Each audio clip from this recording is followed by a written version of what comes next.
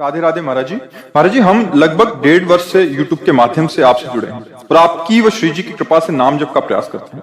महाराज जी, मेरा प्रश्न है कि मुझे बुद्धि व विवेक में अंतर समझ नहीं आता कि ऑफिस में या घर में मेरा ये निर्णय बुद्धि द्वारा लिया गया है या विवेक द्वारा। विवेक का जागरण किस प्रकार? बुद्धि का कार्य होता है निश्चय करना और विवेक का कार्य होता है उसके निश्चय में फाइनल सामने दिखाना।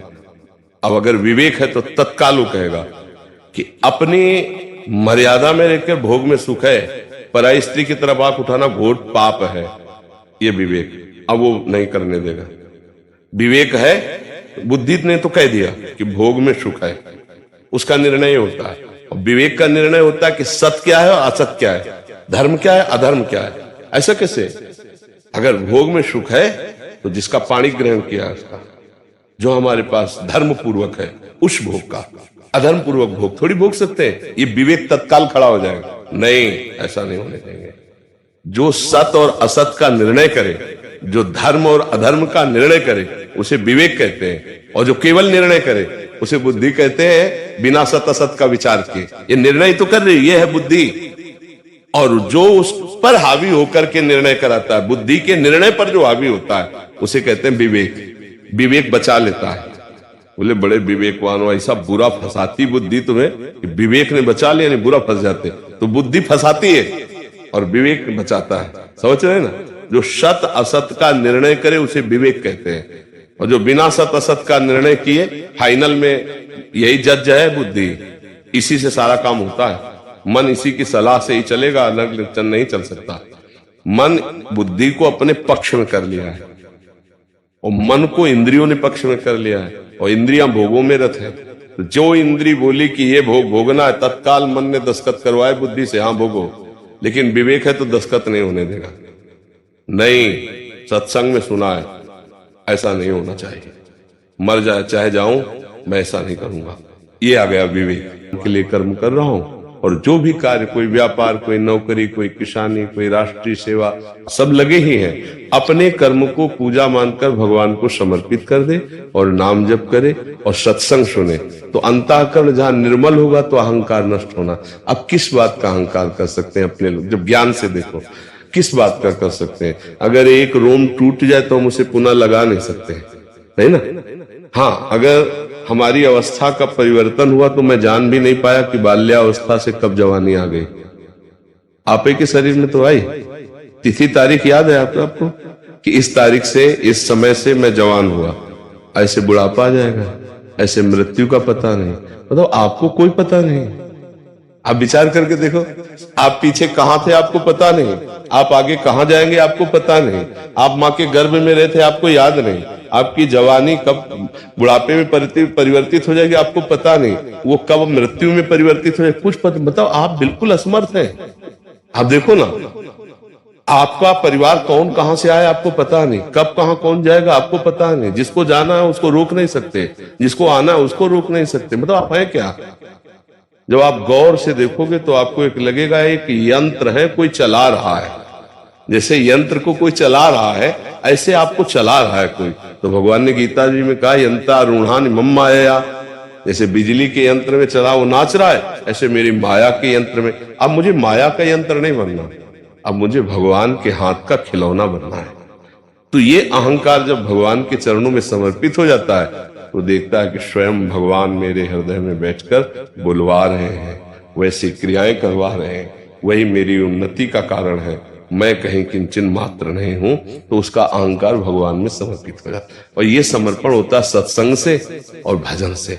जैसे हमको किसी बात का अहंकार हो, किसी भी बात का, तो हमें बताओ, आपका शरीर ऐसा है, आपने बनाया है क्या? विचार करो, आपने बनाया है क्या? जैसा भगवान को कर्म के अनुसार रुचा वैसा बना दिया कि नहीं बना दिया? आपको भगवान ने जितनी बुद्धि दी उतनी ही तो है।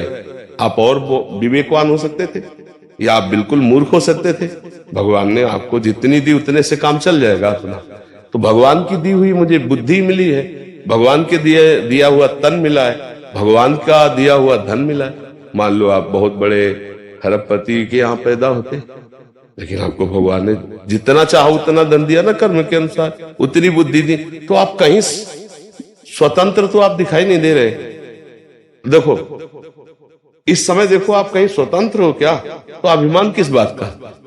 जितनी भगवान ने बुद्धि दी उतना है, बोले बहुत दी है तो बहुत उन्होंने दी है, छोटी दी है तो उन्होंने ही दी है, तो हम अभिमान किस बात का करें? नाम तन का कर सकते हैं, नाम बुद्धिमानी का कर सकते हैं, और नाम धन का कर सकते हैं। जितना चाह है अपने अंदर उतना हमें कहां मिल रहा है, और जितना मिलता जाएगा उतनी चाह बढ़ती चली जाएगी। हम असमर्थ ही नजर आ रहे हैं, कहीं हम समर्थ नहीं है कि हम चाह करें हम उतना पूर्ण हो जाए। तो हम जहां चाह करते हैं 100 की, अगर वो मिल गया तो 1000 की चाह खड़ी हो जाती है। तो हम पहले तो 100 की चाह कर रहे थे, अब 900 की चाह होने लगी, जब 1000 की चाह, फिर 10,000, फिर लाख, बढ़ता चला जाता है। इसका मतलब हम असमर्थ हैं। तो समर्थ कौन है? नाथ अनाथों के समर्थ भगवान समर्थ है। नाथ अनाथन हित समर्थ मोहन श्री राधा प्रिया प्रीतम समर्थ है। तो हमारा अहंकार नष्ट हो जाएगा जब हम ज्ञान से देखेंगे कि कुछ नहीं कर सकते हम। एक रोम भी अगर झड़ जाए तो उसे पुनः लगा नहीं सकते हैं। हमारी सामर्थ्य नहीं है, हमारी सामर्थ्य नहीं है। जो कुछ हमारे में सामर्थ्य है भगवान के दिए हुए है। अब अहंकार नहीं आएगा। जब हम अपनी पर्सनल सामर्थ्य समझते हैं तो अहंकार आ जाता है, जब हम भगवान की सामर्थ्य समझते हैं तो दैन्यता आ जाती है, अहंकार नहीं होता। जैसे हनुमान जी में भगवान की सामर्थ्य है, किंचन मात्र अहंकार नहीं, महाबली है, महान ज्ञानी है नहीं। और जब वो अपनी बात कहते तो विभीषण जी से कह रहे असमय अधम सखा सुन मोह पर। क्या बात है, देखो ये अहंकार रहित बात है। और भगवान का बल है उनमें, जे गिर चरण दे हनुमंता चले उस गप पाताल। सामर्थ्य ऐसी है। और ज्ञानियों में परम ज्ञानी है, ज्ञानी नाम अग्रगण्यम बुद्धिमत। कई वचन सुने हैं कि सुमिर पवन सुख पावन नामो अपने बस कर राखे रामो जी। नाम में वो सामर्थ्य। हाँ, नाम में सामर्थ्य। तो वो नाम जपने की शक्ति भी भगवान देते हैं, प्रेरणा भी भगवान देते हैं, भाव भी भगवान देते हैं, और नाम रूप से आके हमारी जिह्वा में। तो नाम जब चल रहा है तो भगवान की कृपा से चल रहा है। अहंकार का तो मुझे कहीं भी स्थान नहीं दिखाई देता। जब ऑपरेशन करो तो अहंकार का कहीं स्थान नहीं दिखाई देता है। हाँ, गंवार पने में अहंकार होता है, मूर्खता में नहीं। सही पूछो तो अहंकार नहीं है। किस बात का हम अहंकार करें? हमारे पास जो कुछ है वो भगवान का दिया हो, तो अहंकार कैसे करें? मानो जैसे हमने आपको कोई वस्तु दी है तो वो वस्तु आप प्रयोग करो, अहंकार थोड़ी कर सकते हो। आप उसके मुनीम हो, मालिक तो भगवान है। नाथ सकल संपदा तुम्हारी। तो इसमें अहंकार नहीं रहेगा। नाम जप करते रहो, सत्संग सुनते रहो, तो ऐसा ज्ञान, सत्संग से विवेक होता है, और विवेक से अज्ञान का नाश होता है। अज्ञान में ही अहंकार होता है। वो विवेक तो मोह भ्रम भागा। तो विवेक कहां से होता है? बोले बिन सत्संग विवेक न होई। और सत्संग कहां से मिलता है? राम कृपा बिल सुलभ। तो अब इसमें कहीं अहंकार है ही नहीं। सत्संग भी मिला तो भगवान की कृपा से, साधु संग मिला तो मोह भाव भरोसा हनुमंता बिन हरि कृपा। तो हर जगह कृपा ही कृपा। तो मुझे लगता है अहंकार की तो कोई जगह ही नहीं।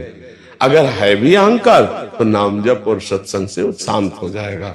ये मलिनता के कारण है, निर्मलता में अहंकार नहीं होता है। समझ रहे जी?